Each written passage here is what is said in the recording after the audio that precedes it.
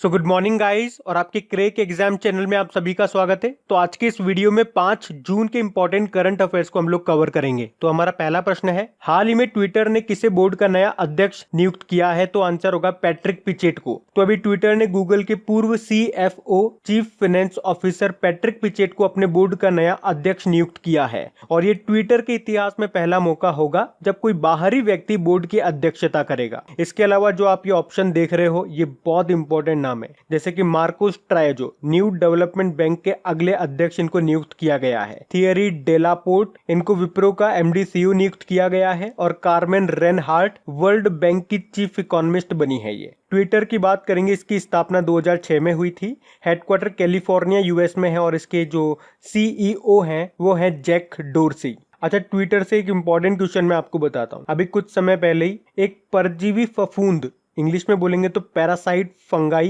की एक प्रजाति की खोज की गई थी ट्विटर पर और इसी कारण से उसका नाम भी ट्विटर पे रख दिया गया था। क्या नाम रखा था उसका? ट्रोग्लोमाइसेस ट्विटरी। तो ये पॉइंट भी आप ध्यान रखना। बढ़ते हैं आगे।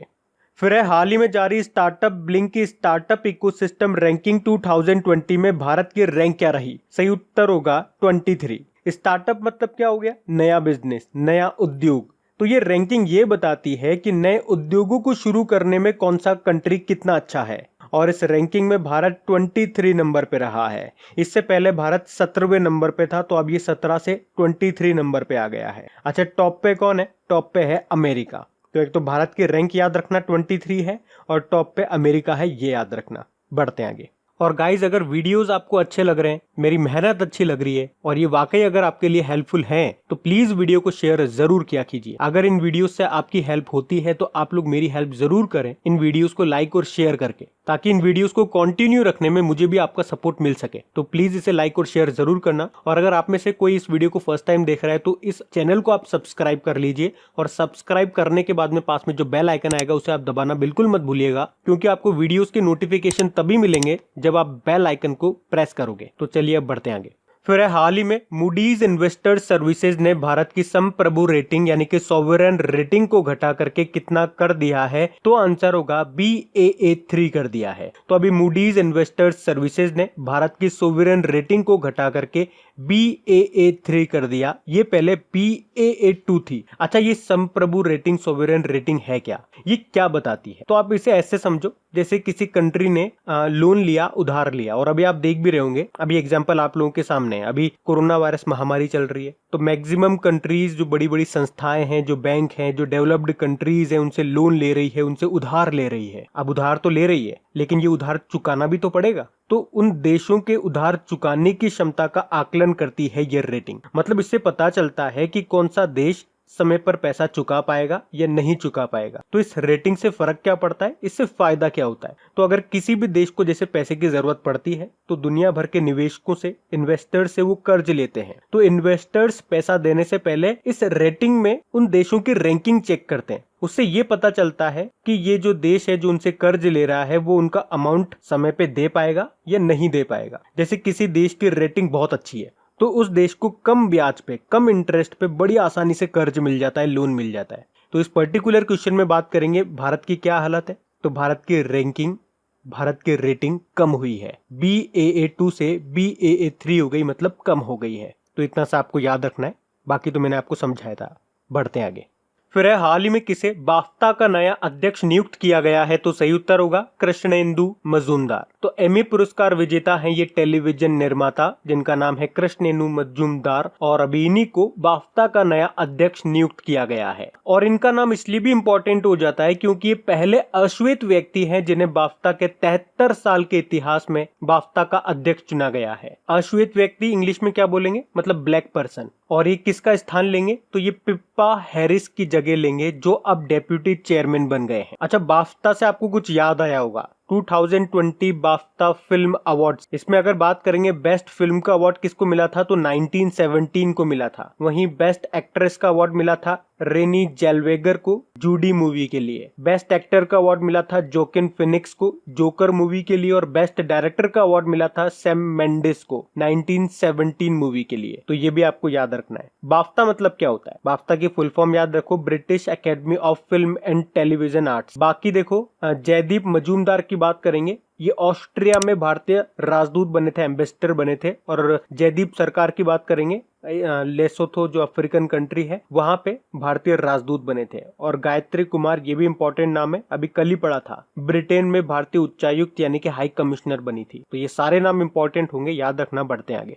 फिर है, हाल ही में केंद्र सरकार ने विदेशी नागरिकों के कौशल मानचित्र के लिए कौन सी योजना शुरू की है? तो आंसर होगा स्वदेश। अब यहाँ पे स्वदेश का भी मतलब है skilled workers arrival database for employment support. तो अभी आपको पता होगा कोरोना महामारी के कारण विदेशों में जो भारतीय थे उनको भारत लाया जा रहा है। इसके लिए केंद्र सरकार ने वंदे भारत मिशन भी चलाया है। तो उन कुशल यानी कि स्किल्ड लोगों का बेहतर उपयोग करने के लिए ये स्वदेश योजना शुरू की गई है। तो इसमें होगा क्या? तो इसमें वंदे भारत मिशन के तहत लौटने वाले नागरिकों का कौशल मानचित्र यानी कि स्किल मैपिंग की जाएगी। इससे ये होगा कि उनके स्किल यानी कि उनके कौशल के हिसाब से उन्हें रोजगार उपलब्ध कराया जा सकेगा। अच्छा, हमारे कौशल विकास व उद्यमिता मंत्री कौन है? महेंद्र नाथ पांडे हैं। बाकी जो ये नाम देख रहे हो ये सब अभी न्यूज में थे। सहयोग पोर्टल की बात करेंगे, इसको सर्वे ऑफ इंडिया ने लॉन्च किया था। गरुड़ पोर्टल की बात करेंगे, इसको नागरिक उड्डयन मंत्रालय ने लॉन्च किया था।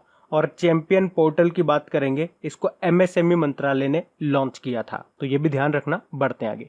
फिर है, हाल ही में नेशनल फर्टिलाइजर्स लिमिटेड का सीएमडी किसे नियुक्त किया गया है? तो सही उत्तर होगा वीएन दत्त को। तो अभी नेशनल फर्टिलाइजर्स लिमिटेड जो कि एक मिनी रत्न कंपनी है, जो कि क्या बनाती है?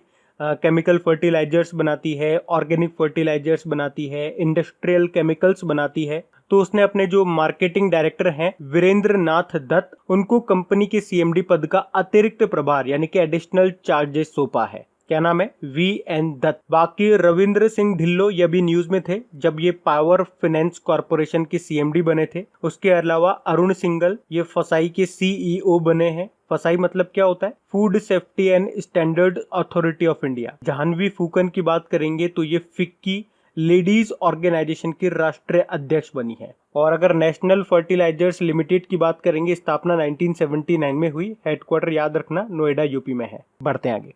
फिर है, हाल ही में लक्ष्मी विलास बैंक के सीईओ का कार्यकाल 6 माह के लिए बढ़ा दिया गया है। उनका नाम क्या है? सही उत्तर होगा सुब्रमण्यम सुंदर। तो अभी आरबीआई ने यानी कि रिजर्व बैंक ऑफ इंडिया ने लक्ष्मी विलास बैंक के जो सीईओ हैं सुब्रमण्यम सुंदर, उनका कार्यकाल 6 माह के लिए और बढ़ा दिया गया है। और ये उनका कार्यकाल में जो विस्तार हुआ है, एक्सटेंशन हुआ है 6 माह का, ये दूसरी बार हुआ है। मतलब पहले भी बढ़ाया गया था और अब फिर से बढ़ा दिया गया। बाकी प्रशांत कुमार की बात करेंगे, अभी यस बैंक के एमडी सीईओ बने थे। अच्छा, यस बैंक से अभी एक और अपॉइंटमेंट न्यूज में था। इसके सीआरओ चीफ रिस्क ऑफिसर कौन बने थे? नीरज धवन बने थे।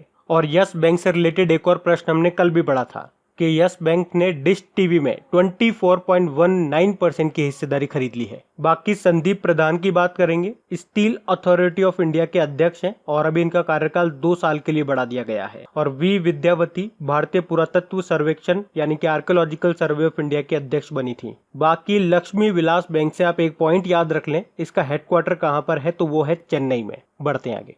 अच्छा गाइज, एक इंपॉर्टेंट सूचना आप लोगों के लिए, मई मंथ के जो इंपॉर्टेंट डेज है उन सभी इंपॉर्टेंट डेज को उनकी थीम के साथ और जिस तरह से डेज को मैं आपको लिंक करके याद करवाता हूँ, उसी तरह से उन सभी इंपॉर्टेंट डेज का मैंने ऑडियो तैयार कर दिया है। एक्चुअली पिछले 2 महीने से मैं उसका वीडियो बना रहा था और लास्ट टाइम मैंने आप लोगों को बोला भी था, अगर आपने वीडियो देखा होगा। देखो, वीडियो बनाने में बहुत टाइम लग जाता है, बहुत ज्यादा टाइम लगता है, बहुत ज्यादा मेहनत लग जाती है, लेकिन फिर भी उन वीडियोस पर रेस्पॉन्स नहीं मिल पा रहा था, इसीलिए मैंने इस बार वीडियो नहीं बनाया। लेकिन फिर भी जो भी कुछ स्टूडेंट्स वो वीडियो देखते हैं उनका नुकसान ना हो, इसीलिए मैंने उसका ऑडियो बना दिया है। तो इस वीडियो को देखने के बाद जाइएगा और वो ऑडियो सुन लीजिएगा ताकि सारे इंपॉर्टेंट डेज का आपका एक साथ रिवीजन हो जाए। ऑडियो रिवीजन का लिंक आपको नीचे डिस्क्रिप्शन में मिल जाएगा या कमेंट बॉक्स में भी मैं लिंक डाल दूंगा। और जिन स्टूडेंट्स ने मुझे खबरी एप्लीकेशन पे फॉलो कर रखा है वो तो डायरेक्ट चले जाएंगे, लेकिन जिन स्टूडेंट्स ने नहीं कर रखा है तो आप जैसे ही लिंक पे क्लिक करेंगे खबरी एप्लीकेशन पे जाएंगे। खबरी एप्लीकेशन आप इंस्टॉल कर लेना और वहां पे सर्च करना क्रिक एग्जाम। वहां पे आपको अपने सारे ऑडियोज मिल जाएंगे और वहां जाकर के आप मुझे फॉलो जरूर कर लेना और नोटिफिकेशन को ऑन कर लेना ताकि जब भी इंपॉर्टेंट टॉपिक्स पे मैं ऑडियो अपलोड करूंगा उनका नोटिफिकेशन आपको मिल सकेगा।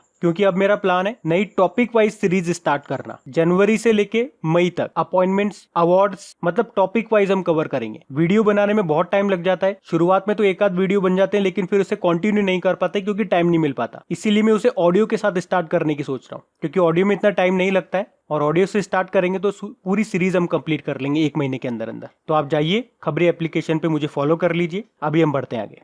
फिर है हाल ही में CII के अध्यक्ष कौन बन गए हैं? तो सही उत्तर होगा उदय कोटक। तो अभी आप जानते हो कोटक महिंद्रा बैंक के MD CEO हैं ये उदय कोटक, और अभी इन्हें वर्ष 2020-21 के लिए CII, अच्छा CII का मतलब क्या हो गया? Confederation of Indian industry, Hindi में बोलेंगे तो भारतीय उद्योग परिसंघ, तो ये भी इसके अध्यक्ष बन गए हैं। इन्होंने किसका स्थान लिया? विक्रम किर्लोस्कर का स्थान लिया है। इनके अलावा बजाज फिनसर्व लिमिटेड के जो CMD है संजीव बजाज, वे CII के उपाध्यक्ष वाइस प्रेसिडेंट बन गए हैं, तो उनका नाम भी ध्यान रखना। बढ़ते आगे। फिर है हाल ही में किस मंत्रालय ने 1 year of Modi 2.0 E booklet को रिलीज किया है? तो आंसर होगा सूचना मंत्रालय ने। तो अभी हमारे सूचना व प्रसारण मंत्रालय यानी कि इंफॉर्मेशन एंड ब्रॉडकास्टिंग मिनिस्ट्री ने 1 year of Modi 2.0 towards a self reliant India नाम से ई बुक को रिलीज किया है। और ये जो ई बुकलेट है ये मोदी सरकार की उपलब्धियों पर प्रकाश डालती है। अच्छा, हमारे सूचना व प्रसारण मंत्री कौन है? तो आंसर होगा प्रकाश जावड़ेकर। बढ़ते आगे। फिर है हाल ही में MSME क्षेत्र की नई परिभाषा के अनुसार कितने रुपए के निवेश पर उद्यम को, बिजनेस को माइक्रो कैटेगरी में रखा जाएगा? तो आंसर होगा 1 करोड़। अच्छा, MSME का मतलब क्या हो गया? माइक्रो स्मॉल मीडियम एंटरप्राइजेज हो गया। माइक्रो मतलब होता है सूक्ष्म, स्मॉल मतलब होता है लघु, और मीडियम मतलब होता है मध्यम। तो MSME में 3 तरह के उद्यम शामिल हैं। तो अभी भारत सरकार ने MSME की जो नई डेफिनेशन बनाई है उसके अनुसार अगर किसी बिजनेस में 1 करोड़ रुपए तक का इन्वेस्टमेंट किया जाता है तो उसे माइक्रो उद्यम में शामिल किया जाएगा। अब यहाँ पे नई वाली जो डेफिनेशन है ना, उनमें इन्वेस्टमेंट के साथ साथ टर्नओवर भी देखा जाएगा। फिर से सुनो, अगर किसी बिजनेस में 1 करोड़ रुपए से कम का निवेश किया गया हो, इन्वेस्टमेंट किया गया हो, साथ में 5 करोड़ से कम का वार्षिक यानी कि 5 करोड़ रुपए से कम का ईयरली टर्नओवर हुआ हो, वार्षिक टर्नओवर हुआ हो, तो उसे माइक्रो कैटेगरी में रखा जाएगा। लेकिन अगर किसी बिजनेस में 10 करोड़ रुपए से कम का आप निवेश करते हो, इन्वेस्टमेंट करते हो, और 50 करोड़ रुपए से कम का वार्षिक टर्नओवर होता है तो उसमें स्मॉल की कैटेगरी में रखा जाएगा। जबकि किसी बिजनेस में अगर आप 20 करोड़ रुपए से कम का निवेश करते हो और उसमें जो वार्षिक टर्नओवर होता है वो 100 करोड़ रुपए से कम है तो फिर उसे मीडियम कैटेगरी में रखा जाएगा। तो ये नया टेबल है, ये आपको याद रखना है। बाकी MSME से कुछ और पॉइंट मैं आपको बताता हूँ। अभी भारत सरकार MSME सेक्टर्स के लिए 3 लाख करोड़ रुपए का लोन भी देगी, और इस जमानत मुक्त ऋण योजना में कोई दिक्कत ना आए इसके लिए भारत सरकार ने रक्षा मंत्री राजनाथ सिंह की अध्यक्षता में एक समिति का गठन भी किया है। और अभी कल परसों ही हमने पढ़ा था प्रधानमंत्री मोदी जी ने MSME सेक्टर्स को सशक्त बनाने के लिए, एम्पावर करने के लिए चैंपियंस प्लेटफॉर्म भी लॉन्च किया था। MSME मंत्री कौन है? हमारे नितिन गडकरी जी, जिनका निर्वाचन क्षेत्र है नागपुर। और अभी MSME मंत्रालय में सचिव बने थे कौन? अरविंद कुमार शर्मा। और MSME डे मैं आपसे कई बार पूछ चुका हूँ, आज नहीं पूछूंगा क्योंकि आप सबको पता हो चुका है। तो MSME डे कब मनाते हैं हम? 27 जून को मनाते। अच्छा, नितिन गडकरी जी के पास एक और मंत्रालय है, परिवहन मंत्रालय। तो यहाँ से आपके लिए प्रश्न बन जाएगा, अभी परिवहन व राजमार्ग मंत्रालय के सचिव कौन बने थे, ये आपको बताना है। बढ़ते आगे। फिर है हाल ही में किस तूफान ने मध्य अमेरिका में तबाही मचाई है? तो आंसर होगा अमांडा। तो अभी मध्य अमेरिकी देश अल सल्वाडोर और ग्वाटेमाला में एक उष्ण कटिबंधीय तूफान यानी कि ट्रॉपिकल स्टॉर्म आया है। क्या नाम है उसका? अमांडा। तूफानों से आपको याद आया होगा, अभी अम्फान नाम का तूफान आया था जो कि पश्चिम बंगाल और उड़ीसा वगैरह से टकराया था, और उस तूफान का अम्फान नाम किस देश ने दिया था ये भी याद होना चाहिए, थाईलैंड ने दिया था। उसी तरह से अभी निसर्ग नाम का तूफान आया था जो कि महाराष्ट्र और गुजरात से टकराया था, और उसका नाम किसने दिया था? वो निसर्ग नाम दिया था बांग्लादेश ने। और ये नाम इसलिए भी इंपॉर्टेंट हो जाता है क्योंकि अभी तूफानों के नाम की जो नई लिस्ट आई है उसमें ये पहला नाम है, निसर्ग। किसने दिया? बांग्लादेश। उसके अलावा भी आपको याद होगा कुछ समय पहले डाइने चक्रवात आया था मेडागास्कर में, जिसके लिए भारतीय नौसेना ने एक ऑपरेशन भी चलाया था, ऑपरेशन वनीला। उसी तरह से अभी कुछ समय पहले मंगा नाम का चक्रवात भी आया था, कहां पे? ऑस्ट्रेलिया में। तो वो भी याद रखना। बढ़ते आगे। फिर है हाल ही में किस राज्य की सरकार ने ग्रामीण क्षेत्र के लोगों को नशे की लत से बचाने के लिए स्वास्थ्य मित्र के नियुक्ति की घोषणा की है? तो आंसर होगा राजस्थान सरकार ने। तो अभी राजस्थान के जो स्वास्थ्य मंत्री हैं रघु शर्मा, उनके अध्यक्षता में एक बैठक हुई थी और उसमें यह निर्णय लिया गया कि ग्रामीण क्षेत्र के लोगों को उनको नशे की लत से बचाने के लिए स्वास्थ्य मित्र की नियुक्ति की जाएगी। ये जो स्वास्थ्य मित्र होंगे ये गांव से ही एक महिला और एक पुरुष होंगे, जिनका काम क्या होगा? राज्य या केंद्र सरकार की अगर कोई स्वास्थ्य से जुड़ी हुई योजना आती है तो उसे गांव के हर घर तक पहुंचाना ताकि ज्यादा से ज्यादा लोग उसका फायदा उठा सकें। और जिस अभियान के अंतर्गत इन्हें नियुक्त किया जाएगा उसका नाम है निरोगी राजस्थान अभियान, और इसमें इसके ब्रांड एम्बेसडर की भूमिका निभाएंगे खुद डॉक्टर रघु शर्मा। अच्छा, बात राजस्थान की है तो ये रहा मैप में राजस्थान। कैपिटल इसकी जयपुर है, जयपुर को पिंक सिटी बोलते हैं, और अभी जयपुर के परकोटे को वर्ल्ड हेरिटेज साइट में शामिल किया गया था। मुख्यमंत्री अशोक गहलोत हैं, गवर्नर है कलराज मिश्र,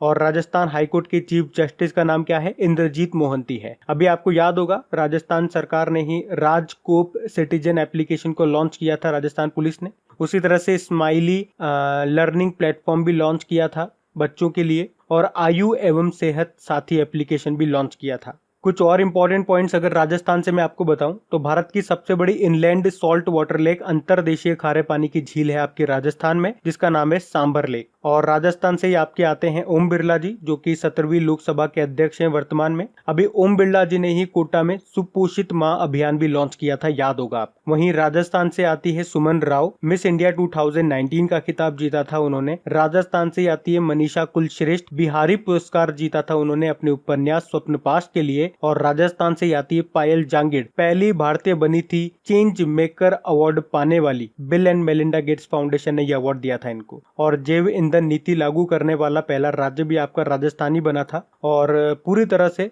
लॉकडाउन करने वाला पहला राज्य भी राजस्थानी बना था। इसके अलावा राजस्थान का जो राजकीय पशु है वो है चिंकारा और ऊंट, दो है। पक्षी है गोडावन, ग्रेट इंडियन बस्टर्ड जिसे आप कहते हैं। पुष्प है रोहिड़ा का, वृक्ष है खेजड़ी का। कुछ इंपॉर्टेंट नेशनल पार्क मैं आपको बताऊं। सरिस्का नेशनल पार्क याद रखो, रणथंभौर नेशनल पार्क याद रखो, केवला देव घाना पक्षी विहार याद रखो, ताल छापर नेशनल पार्क भी आप याद रख लो। तो कम से कम ये इंपॉर्टेंट है आपके राजस्थान से, ये आप याद रखो। तो अब बात करेंगे कल के वीडियो में पूछे गए प्रश्न के उत्तर की। तो कल के वीडियो में आपसे पूछा गया था किस राज्य सरकार ने विशेष आजीविका हस्तक्षेप योजना को मंजूरी दी है? तो सही उत्तर था ऑप्शन है उड़ीसा ने। आप सभी ने प्रश्न का बिल्कुल सही उत्तर दिया है। और गाइज, अगर वीडियो को अभी तक आपने लाइक नहीं किया है, इसे शेयर नहीं किया है, तो प्लीज वीडियो को लाइक जरूर कीजिएगा, क्योंकि जब आप वीडियो को लाइक करते हो तो हमारा भी मनोबल बढ़ता है। जब आप वीडियो को शेयर करते हो तो हमें भी लगता है कि आप हमारे साथ हो। जो हम वीडियो को बनाने में इतने घंटों लगा देते हैं, इतनी मेहनत करते हैं, तो कम से कम आप इसे लाइक और शेयर तो कर ही सकते हैं। तो गाइज, इन सभी क्वेश्चंस का क्विज बना करके मैंने एप्लीकेशन पे अपलोड कर दिया है। तो अगर आपने वीडियो बिल्कुल ध्यान से देख लिया है तो वहां जाइए और इन सभी क्वेश्चंस का आप प्रैक्टिस लगा लीजिए, ताकि ये सारे क्वेश्चंस आपको अच्छी तरीके से याद हो जाए। और जो नए स्टूडेंट इसे पहली बार देख रहे हैं, आपको बता दूं कि क्विज में अब रैंकिंग फीचर भी ऐड हो चुका है। तो अगर आप कम समय में ज्यादा से ज्यादा क्वेश्चन राइट करते हो तो आपका नाम आपके फोटो के साथ टॉप 10 स्टूडेंट्स में आपको दिखाई देगा। आपको ही नहीं, जितने भी लोग क्विज लगाएंगे उन सबको दिखाई देगा कुछ इस तरीके से, ताकि आपको भी एक अंदर से मोटिवेशन मिल सके कि आपको भी यहां तक पहुंचना है, ताकि सब लोग आपको टॉप 10 में देख सकें। और वैसे भी आप तो आपके इन करंट अफेयर्स का रिवीजन करवाने के लिए मैं इसका ऑडियो भी तैयार कर रहा हूं। तो दिन में 4 से 5 मिनट निकाल करके वो आप ऑडियो सुन लीजिए, ताकि आपका इन करंट अफेयर्स का फिर से रिवीजन हो जाए। क्योंकि आपको पता है चीजों को पढ़ना इंपॉर्टेंट है, लेकिन समय समय पर उनका रिवीजन करना बहुत ज्यादा जरूरी है। रिवीजन नहीं करोगे तो वो सारी चीजें आप भूल जाओगे। तो आप ही के लिए मैं इसका रिवीजन ऑडियो तैयार कर रहा हूँ। तो उस ऑडियो का लिंक मैंने नीचे डिस्क्रिप्शन में दे दिया है, वहां जाकर के आप मुझे फॉलो कर लीजिए। और फॉलो करने के बाद में पास में जो बेल आइकन आएगा आप उसे जरूर दबा लेना, ताकि जब भी मैं ऑडियो अपलोड करूं उसका नोटिफिकेशन आपको मिल सके। और एप्लीकेशन अगर अभी तक आपने डाउनलोड नहीं किए तो उसका लिंक भी आपको नीचे मिल जाएगा। वहीं पे आपको क्विज, वीडियो, पीडीएफ सब मिल जाएंगे। तो इस प्रश्न का उत्तर आता है तो कमेंट बॉक्स में जरूर टाइप करिए। चलिए अब मिलते हैं करंट अफेयर्स के रिवीजन वीडियो में। Thank you guys.